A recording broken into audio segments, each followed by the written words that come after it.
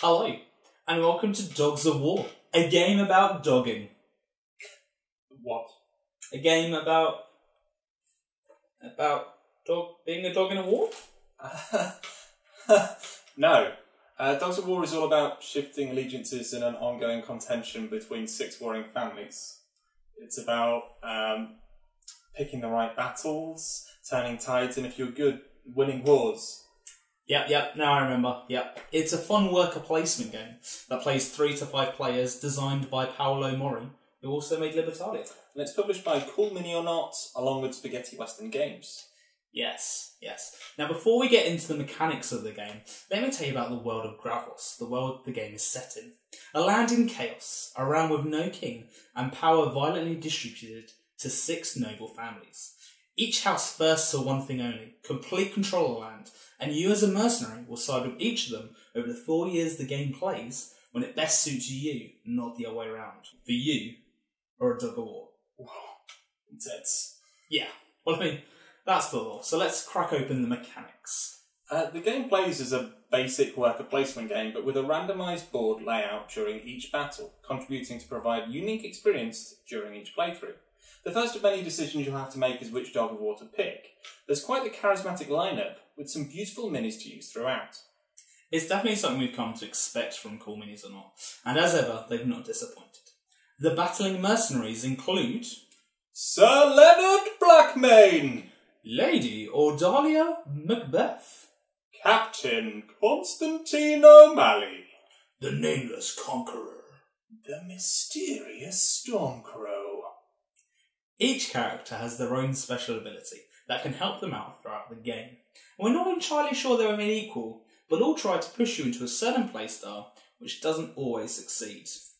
Yeah, though we're not entirely happy with the balance of powers, it's nice to see them included. There's nothing worse than playing as a character that has had time and care put into their creation, their appearance and backstory, to find out they're exactly the same as the others.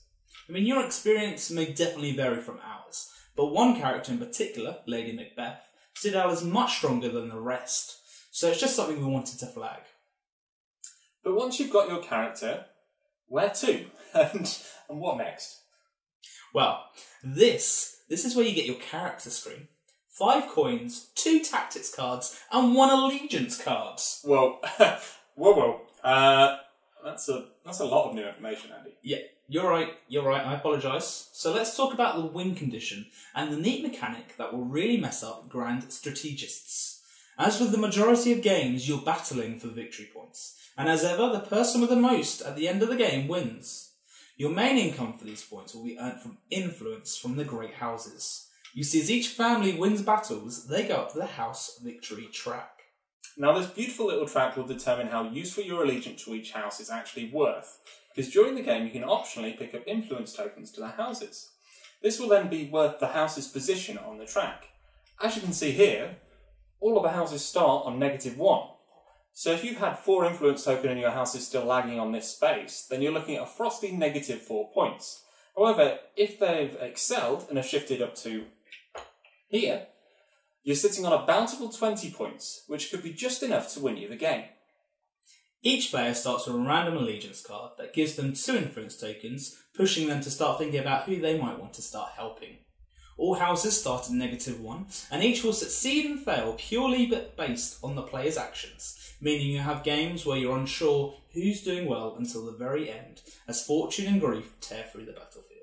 You won't always know about who's gunning for who, as your character screen hides your reserves from the other players. So once you gain an influence token, you can safely hide it behind and hope your opponents forget about it.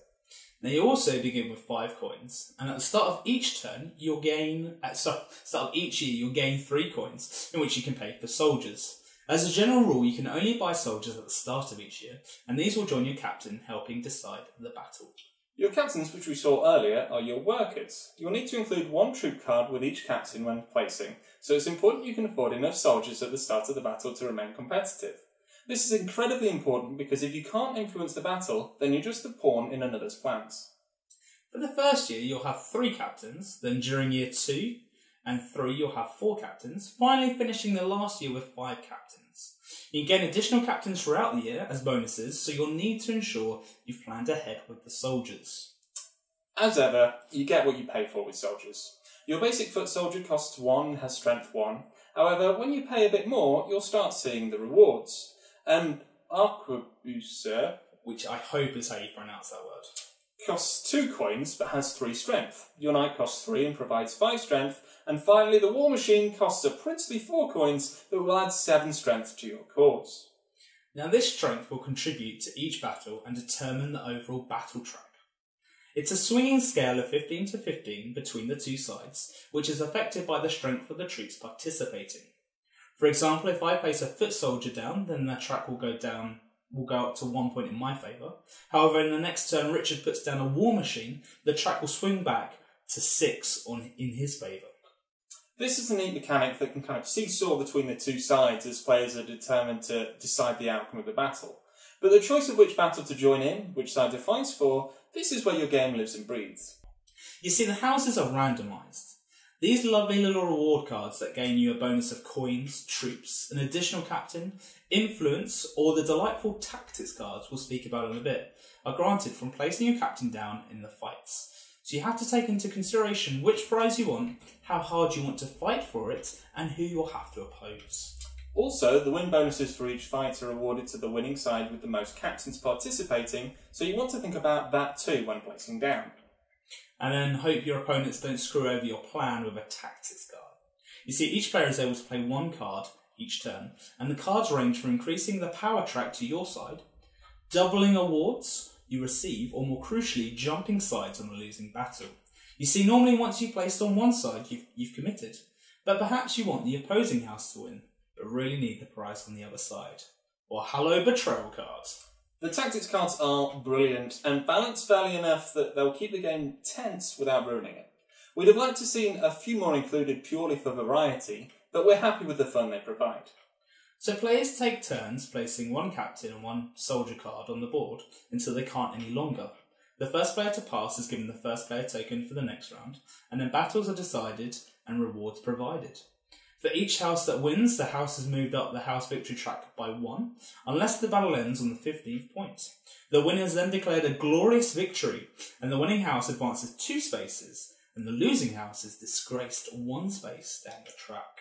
The winning side then gains 1 victory point for each opposed captain they faced off against. The win bonus is determined by the person with the most captains on the winning side, and finally, all soldier cards played are returned to the general stock.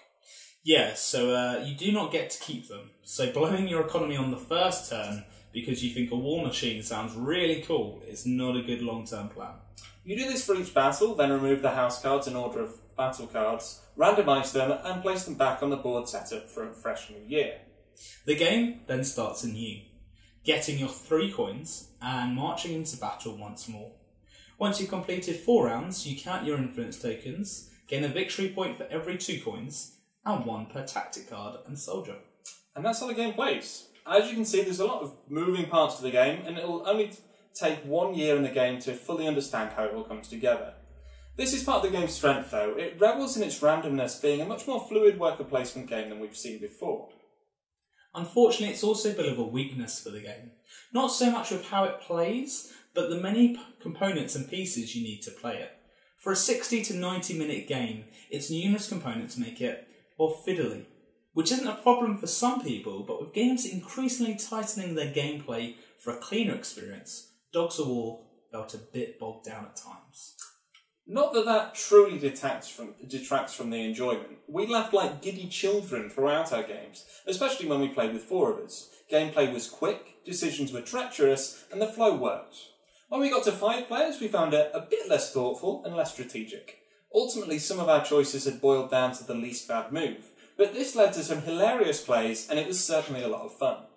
It wouldn't be my go-to 5-player game if I was looking for a more tactical experience, but at 4 players, I think this pips Lords of Waterdeep. I think it offers a different experience compared to Lords of Waterdeep, which is more of a traditional worker placement game, but it still has a place on a shelf for anybody who likes luck as much as strategy, along with a healthy dose of betrayal.